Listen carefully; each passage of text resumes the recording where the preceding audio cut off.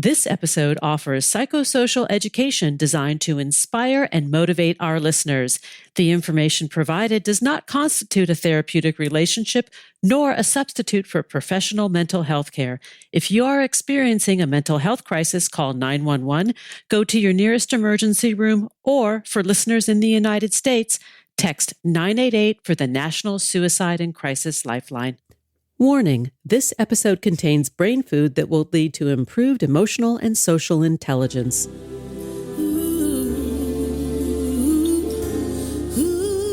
Thanks for tuning in to Harvesting Happiness today for a healthy serving of consciously prepared brain food. This is Lisa Cypers Kamen, your host. Since 2010, we've been broadcasting sound ideas for better well-being. Each week, we spotlight diverse thinkers and doers who are contemporary trendsetters and change agents, devoting their lives to creating a better world. I invite you to listen and change how you think about human happiness. Our award-winning content is fresh, optimistic, and purpose-driven media that promotes well-being from the inside out. Good morning, good afternoon, and good evening, wherever you are. Thanks for joining me on today's show, where we will explore why we believe lies. We'll talk about groupthink, cognitive bias, and the spread of political misinformation with my guest, Professor Stephan Lewandowsky. Portions of this episode were originally broadcast in October of 2024.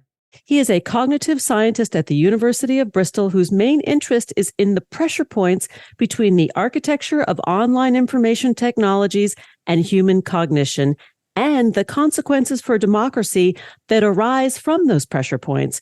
A recipient of numerous awards and honors, his research examines the consequences of the clash between social media architectures and human cognition.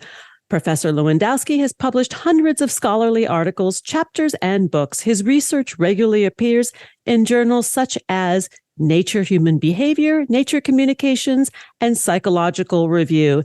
And Stephan is one of the members of CIRCE, the Cognitive Immunity Research Center Project, and also the Mental Immunity Project. Stephan, thanks for joining me today. I am so looking forward to this conversation. Well, thanks for having me. It's a pleasure to be here. Well, this is a juicy topic, and many of us, which is why we've all come together to really work so hard on this series, are concerned about the coming years, the elections that are coming up around the world, and the tensions that are causing a rift in our society. Let's talk a little bit about what happens, how technology influences democracy. Well, that's a big question, and there's, lots of aspects to the answer. But let me give you just one example. And that example is based on the fact that if you go on Facebook, you will find a community that shares your belief, however absurd it is.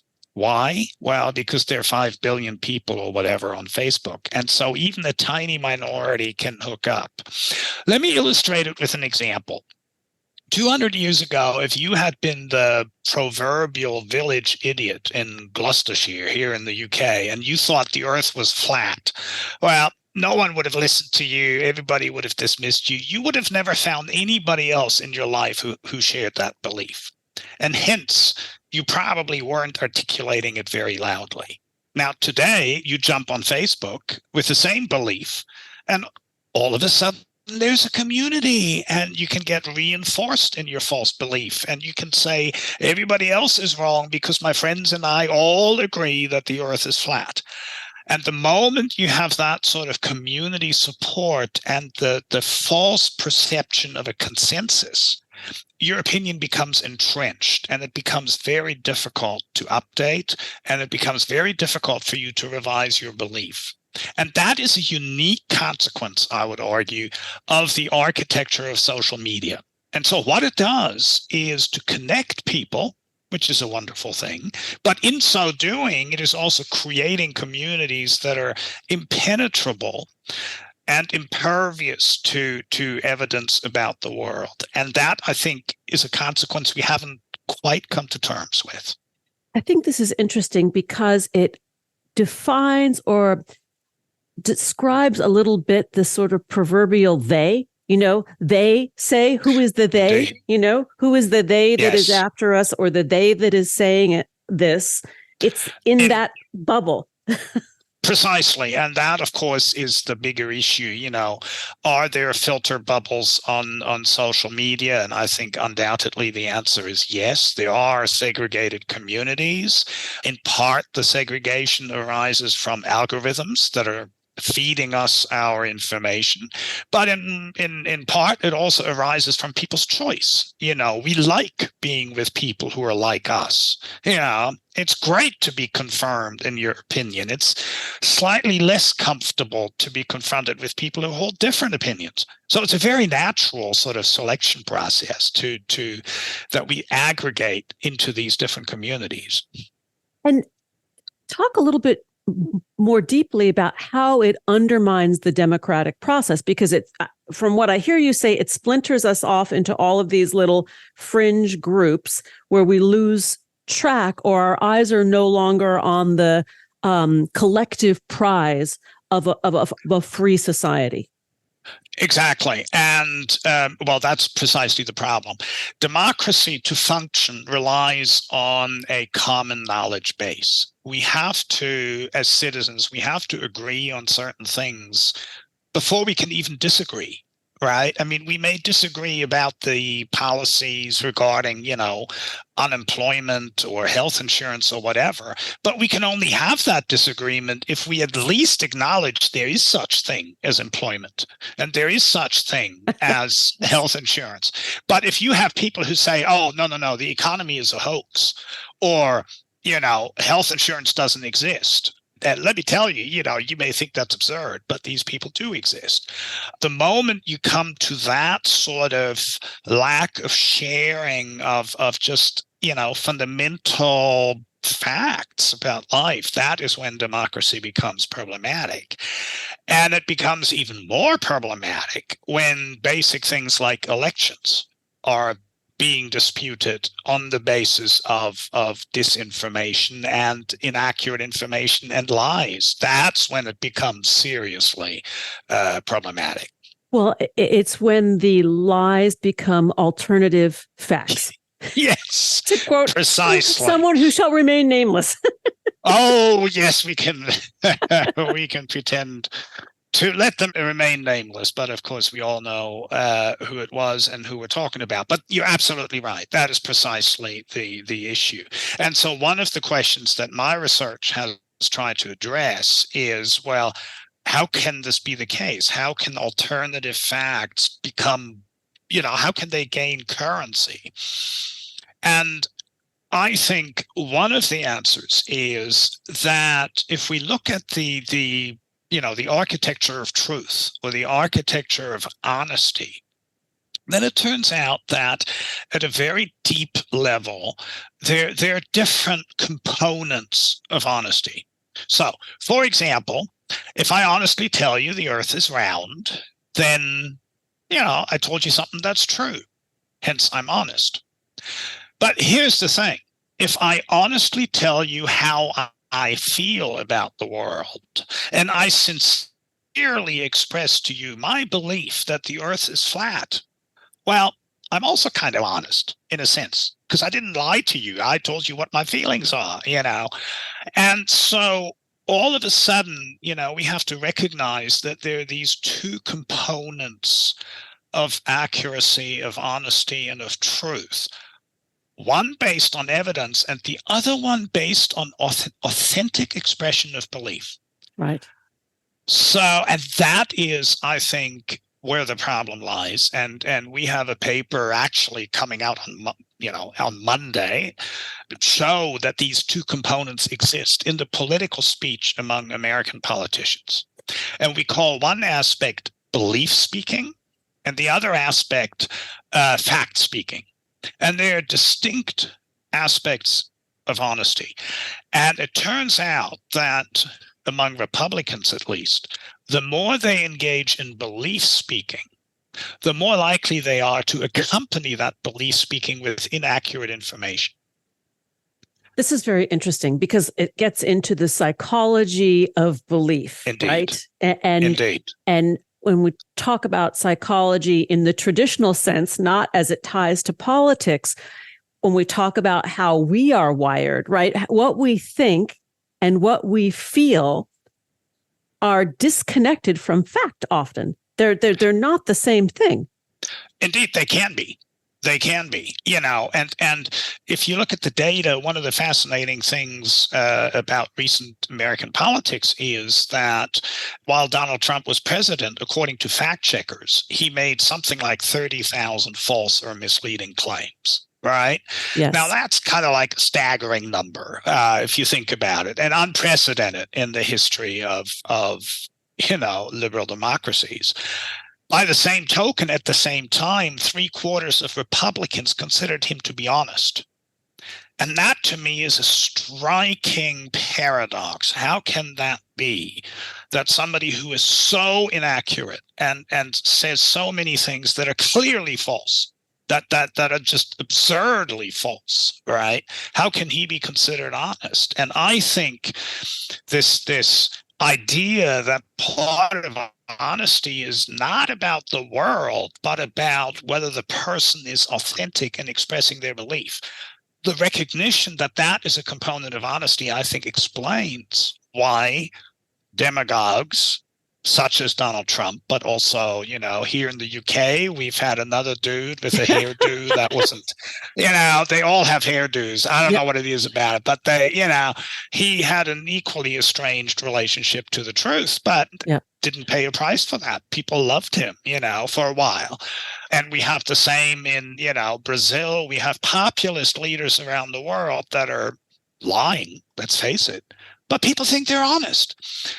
And I think the key is in this sort of remapping of honesty from accuracy to sincerity. Let's take a pause. And when we come back, we will continue the conversation with my guest today, Professor Stephan Lewandowsky. We're talking about the architecture of truth, facts, fiction, and the technology trap. To learn more about Stephan's work, please go to, I'm going to spell it out because it's a tricky one, COGSCIWA.com.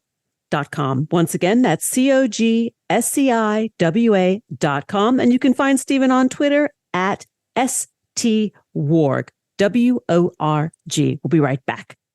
This episode is brought to you in part by Function Health, a revolutionary platform founded with a bold mission to help us live healthier and longer lives. There's no doubt that a happy, fulfilling life requires optimal self-care. Good health is a vital component of overall happiness, and optimizing our lifestyle improves our health and well-being. Enter Function Health, offering a modern approach to creating a new normal standard of personal health management. I believe in being aware of what's going on in my body so I can take better care of it. I chose Function because it's the only health platform that provides access to the kind of data most people never see and the insights to take action to improve my health status. It's a near 360-degree view to see what's happening in your body. That's why top health leaders like Dr. Mark Hyman, Dr. Andrew Huberman, and Dr. Jeremy London are all behind Function Health. Function helped me discover the signals that are invisible to the naked eye, like my body's stress response. Function is what happens when healthcare catches up by providing deeper insights into how our bodies are functioning. Function is the first health membership that gives access to over 100 biomarkers across the entire body, including hormones, metabolism, inflammation, heart function, liver function, and more. Additionally, you can also add MRIs and CT scans. Get medical-grade insights tracked over time, stored in one secure location, and explained in plain language. Function can help you stop guessing with advanced tests that measure a variety of bodily functions beyond traditional blood testing, taking the guesswork out of managing your health and vitality. Function offers comprehensive full-body lab testing that goes well beyond the basics, providing you with the information you need to take control of your health before issues develop. It's the first empowered step toward disease prevention, longevity, and feeling your best every day. Welcome to the new normal in health, not the outdated version you grew up with. Know your baseline and know your body on your terms. Learn more and join using my link. Visit www.functionhealth.com/HH. Choose www.functionhealth.com/HH. Here comes that pause. We'll be right back. Harvesting Happiness is rooted in science. Our work facilitates applied positive psychology practices through media and consulting. We're committed to sound ideas for better well-being, leading to increased life satisfaction and a better world for everyone. We're not into pseudoscience or quick fixes. We're focused on common sense backed by rigorous research. Healthy critical thinking is the foundation for our discussions. We encourage you to challenge preconceptions and explore ideas with a curiously discerning mind. Collaboration with our guests is united by an inclusive vision to boost resilience, critical thinking, communication, and problem solving through civilized discourse and pleasurable relational engagement for everyone. Each day, we have the intellectual freedom to be happy or the liberty to be miserable, regardless of external circumstances. If you or someone you know is struggling with mental health, please seek support because good psychological health is vital to the achievement of a healthy and satisfying life. Visit harvestinghappiness.com for psychosocial and educational services that boost emotional and social intelligence. And we're back, but before we get back to it, I want to talk about the joy of a well-appointed kitchen. Cooking at home can be a chore unless you've got the right equipment to do the job. And that's why I'm a loyal fan and customer of Quince, one of today's sponsors.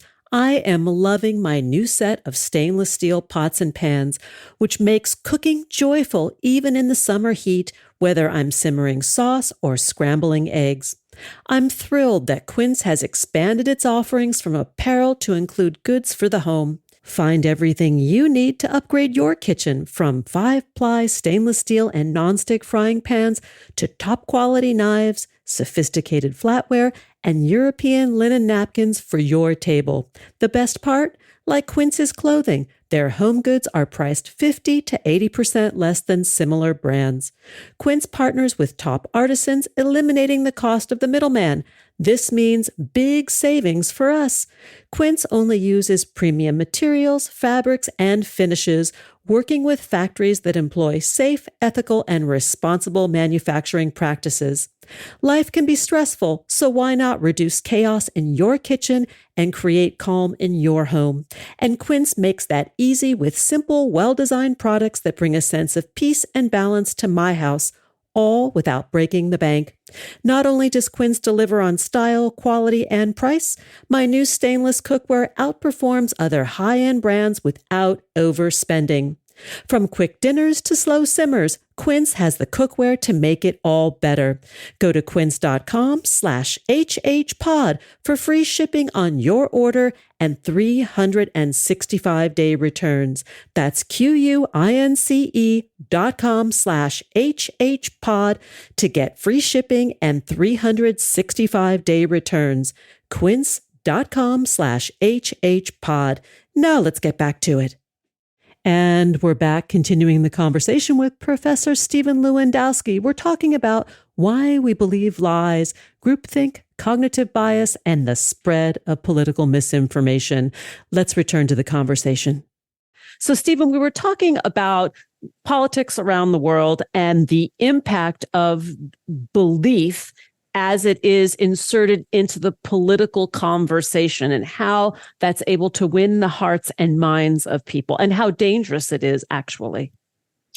Well, first of all, I have to say that, belief is indispensable in politics. And, we all engage in belief speaking when we talk about politics. You have your own opinions or beliefs about what might be the best medical care or the best legislation to support, social media for democracy or whatever. There is a lot of belief in politics, and so it should be.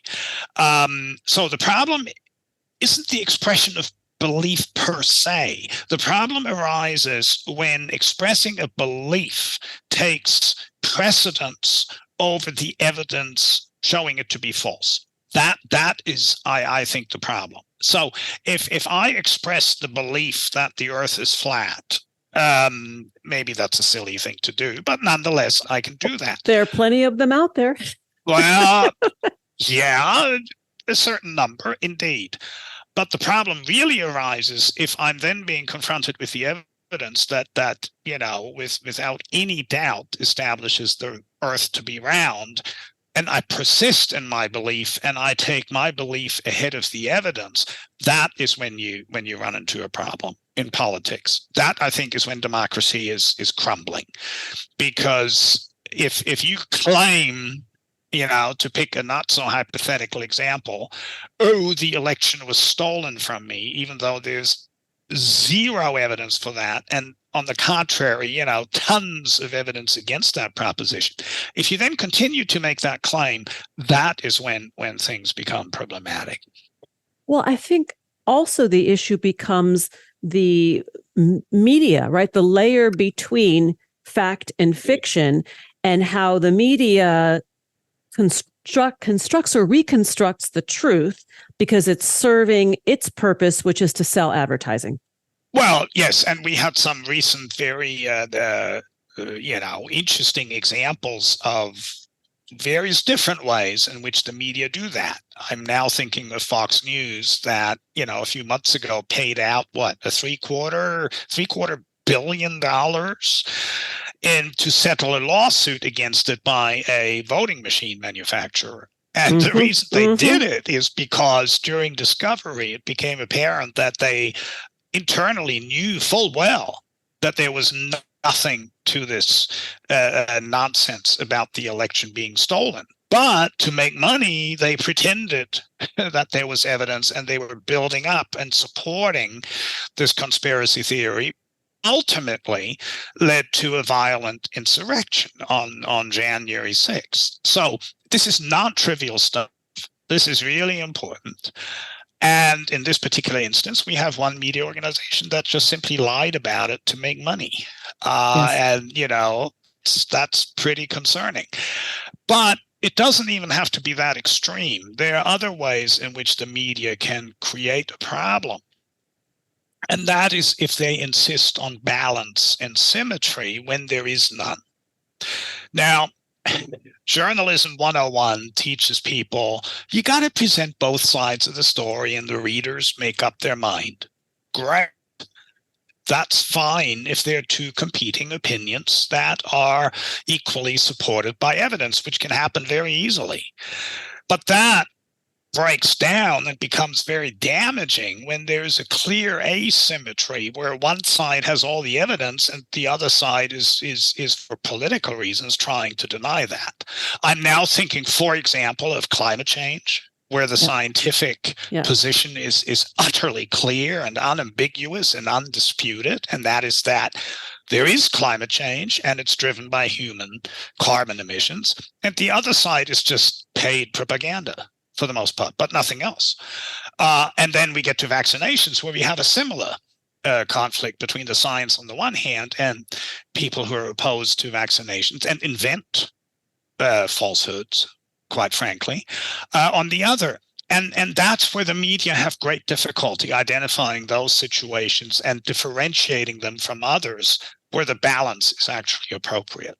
I want to ask what we as citizens can do. I mean, when we're talking about cognitive immunity, right? We're talking about, or the mental immunity project, right? Critical thinking and trying to think smarter, better, and more reasonably. Yes. How do we know? How do we trust the sources that are out there? Give us some tips for sussing this out. Absolutely. Great question. And the $1 million question that we all have to be concerned with in how we consume news media.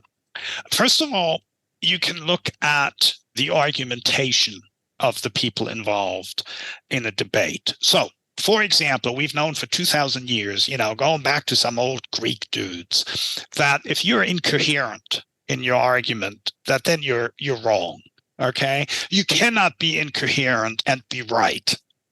It's as simple as that. It's a necessary requirement to be truthful, is that you have a coherent story that doesn't contradict itself. Well, If you know that, then you can analyze what people say. And if they contradict themselves, then you might say, whoa, whoa, whoa, what's going on here?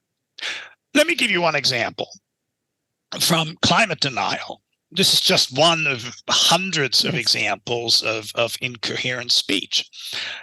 There's one myth that is going around out there among climate deniers that, you can't measure global temperature because thermometers are not reliable enough. Okay.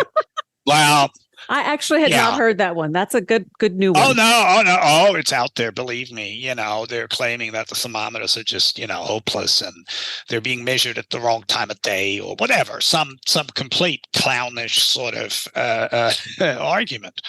But that's only half the story, because the same people will then tell you, oh, you shouldn't worry about climate change because it's been cooling for the last 5 years. Excuse me? How do you know it's been cooling if you can't measure temperature, right? It's completely incoherent. Yes. You can either say the thermometers don't work, or you can rely on the thermometers to tell you it's cooling. If you say both, then you got a serious problem. And so that sort of detecting that incoherence is a very good way of finding out whether somebody is likely to be reliable. And we've actually run experiments where we teach people in brief videos to detect incoherence. And we can do that successfully. And once they've learned to pick out incoherence, people can apply that skill and detect incoherence, which is the first step towards being resilient against being misinformed. I like what you said about coherence. I also like what you said about the willingness to debate. And in the US, you have political candidates who are saying, Trump, for example, I don't need to debate because the people already know who I am. Well, this was a recent comment. Oh, I mean, he's right. I think Americans do know who he is. That doesn't mean they know him in the same way. I think he obviously is a very polarizing figure. Yes. But yeah, I mean, that is a convenient way to sidestep accountability, of course. And the data, right? For those of us who are fact-driven and data-driven people who like to see proof of concept before making a decision, a figure like that who is not willing to come to the table with the data and the facts, I'm skeptical of, regardless of what party they are a part of. It doesn't matter. Absolutely. And so you should be, of course.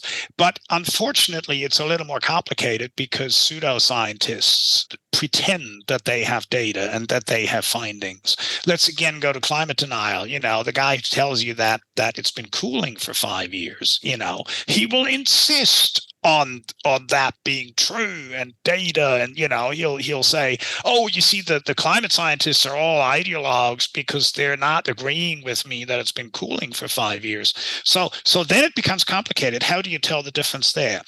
And the answer is again something that we can teach people, and that is that a lot of pseudoscience relies on cherry picking. That is, they don't look at all the data. They only pick the data that support what they want to say. So in the case of the guy telling you the world is cooling, well, actually, if you have a look at the data they show you, very often it's just data from the United States. Well, that's nice, except that's not global. So it tells you nothing about global warming. Or they only talk about 3 years, a ridiculously short time span, because climate change, climate is anything beyond 15 to 30 years. Anything less than that is weather. So, interesting. You need to know these things, and then you can analyze how well people are actually supporting their argument with data. We're nearly out of time, and I would love to close out this episode before we invite our listeners to come on over and hear our continued conversation in Substack. If you were to give one or two take-home exercises for people to put into practice in the coming years, what would they be? Right. Well, the first thing is to look at people's argumentation and see if it makes sense, to spend the time to do that. number one. Number two, if you're confronted with a website and you don't know whether you should trust it because you've never seen it before, don't waste your time staring at that website, because whatever it tells you is going to be something they want to sell you. Don't look at the website. Go to Google and type in a search query asking, what is this website? And see what else pops up. This is a process known as lateral reading, because you're going sideways, not deep into the website. And you can find out within seconds whether the website you're looking at is a front for whatever, the fossil fuel industry or some political organizations or whatever. And then you can make a judgment about whether or not you want to trust it. This is sound advice to go in laterally. One that I use, because some of these websites, they look credible. You know, they have all the bells and whistles of, oh, this is an official organization, and it really is a front for something else, some ideology that is, cuckoo for Cocoa Puffs. But that's indeed. And there's a lot of that. Professor Lewandowsky, thanks for joining me today. I want to give our listeners your website. Again, I'm going to spell it out because it's a bit different. It is COGSCIWA.com to connect with Professor Stephan Lewandowsky. Please do so at COGSCIWA.com. You can find him on Twitter at STWORG, and that's STWORG. Thanks for joining us on Harvesting Happiness today. This is Lisa Cypers Kamen on behalf of my guest, Professor Stephan Lewandowsky, wishing you kind thoughts, kinder words, and the kindest of actions. Until next time, remember, happiness is an inside job. Happiness is your inside job. Please go out and rock your day, and remember to be kind to one another. Want to explore more sound ideas for better well-being? Check out our new bonus edition content at More Mental Fitness by Harvesting Happiness on Substack and Medium.